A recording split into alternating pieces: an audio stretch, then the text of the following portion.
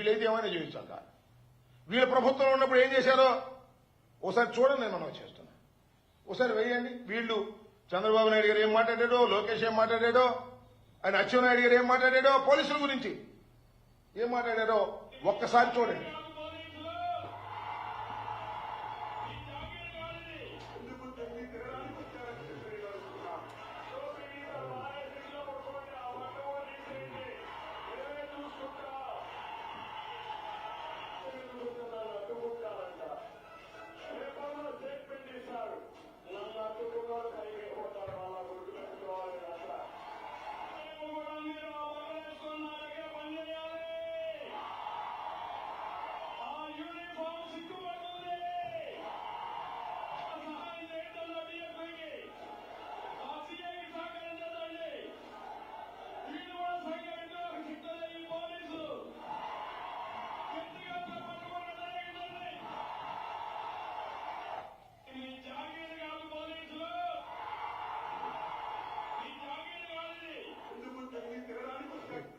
చూశారా చంద్రబాబు నాయుడు గారు మాట్లాడినటువంటి మాటలు?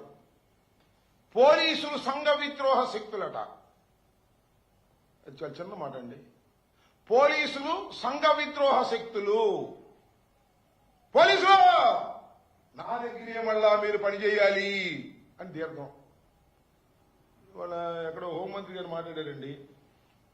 ఇది 1100 మందిని మొన్న డిప్లాయ్ చేశారంట. ఇప్పుడు ఇంతకుముందు ఏం మాట్లాడు చూశారు? ఎవరు? అచ్చెన్నాయుడు గారు 500 మంది అయితే ఏం చేయడానికి వచ్చారండి.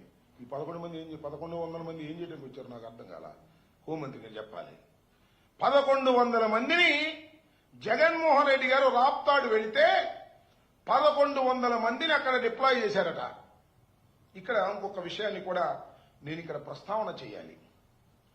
జగన్మోహన్ రెడ్డి గారు వెళ్తే నిన్న ఏం జరిగింది? సరే, పోలీసు వ్యవస్థ టోటల్ గా ఒక సెక్షన్ ఆఫ్ పోలీస్ ఆఫీసర్స్ వాళ్ళ పోస్టింగ్ల కోసమనండి, లేకపోతే మరొకటనండి, చంద్రబాబు నాయుడు గారి ప్రభుత్వానికి కొమ్ముగాసి ధర్మం చేయకోకుండా అన్యాయంగా అక్రమంగా కేవలం మా మీద కేసులు పెట్టేటటువంటి కార్యక్రమాలు చేస్తున్నారు. వారి మీద కేసులు పెట్టడానికి వెళ్తే కూడా తీసుకున్నటువంటి పరిస్థితి కనిపిస్తా ఉన్నది. ఇది 11 మాసాల్లో రుజువైపోయింది. మీరు చూశారు. న్యాయస్థానాలు కూడా చాలా సందర్భాల్లో వ్యాఖ్యలు చేశాయి. సిగ్గుపడాలి హోంమంత్రి గారు. చిచి, హోంమంత్రి గారు కాదులే, సిగ్గుపడాలి. హోంమంత్రిగా వ్యవహరిస్తున్నటువంటి డిఫాక్టో హోంమంత్రి మన లోకేష్ గారు.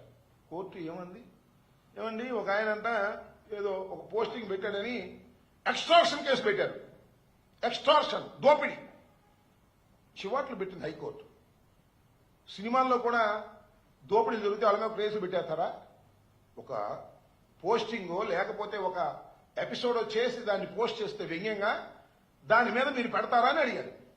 ఇలా పోలీసులు మీ చెప్పు చేతల్లో ఉండి వైఎస్ఆర్ కాంగ్రెస్ పార్టీ కార్యకర్తల మీద సోషల్ మీడియా మీద కేసులు పెట్టి వెంటబడతా ఉన్నప్పుడు ఆ మాత్రం వ్యాఖ్యలు చేయకూడదా? ప్రజాస్వామ్యమే అడుగుతా ఉన్నా. ఈ వ్యాఖ్యలు చేస్తే తప్పు అంట, సైకో అంట, రౌడీ అంట, నిజం చెప్పని వ్యక్తి అంట, ఇలాంటివన్నీ కూడా మాట్లాడేటువంటి పరిస్థితి చేస్తున్నారు. ఎస్, నిన్న జగన్మోహన్ రెడ్డి గారు వెళ్ళారు. ఏం జరిగిందండి? మీరు ఒక చోట మేము అడిగాం, అది 9 కిలోమీటర్ల దూరం, అక్కడ మేము పర్మిషన్ ఇవ్వము, దగ్గరలో ఇస్తాం అన్నారు. ఓకే, దగ్గరలో ఇచ్చారు. హెలికాప్టర్ ల్యాండ్ అయింది. ల్యాండ్ అయిన తర్వాత ఏమైందండి? ల్యాండ్ అయిన తర్వాత జనం ఎగబడ్డారు. సహజం. చంద్రబాబు నాయుడు గారికి జనం ఎగబడరు కానీ, లోకేష్ గారికి జనం ఎగబడరు కానీ, జగన్మోహన్ రెడ్డి గారు వెళితే మరి ఓట్లు ఎందుకు రాలేదో మాకు అర్థం కాలేదు కానీ, వెళితే వేలాది మంది జగన్మోహన్ రెడ్డి గారి దగ్గరికి పరిగెత్తుకుంటూ వస్తారు ఎమోషన్గా. ఇది వాస్తవం. నేను కూడా ఆయనతో చాలా సందర్భాలు చూశా. అందరికీ తెలిసినటువంటి సత్యం. వేలాది మంది వచ్చారు హెలికాప్టర్ మీద దగ్గరికి వచ్చారు చూద్దామని. వాళ్ళు హెలికాప్టర్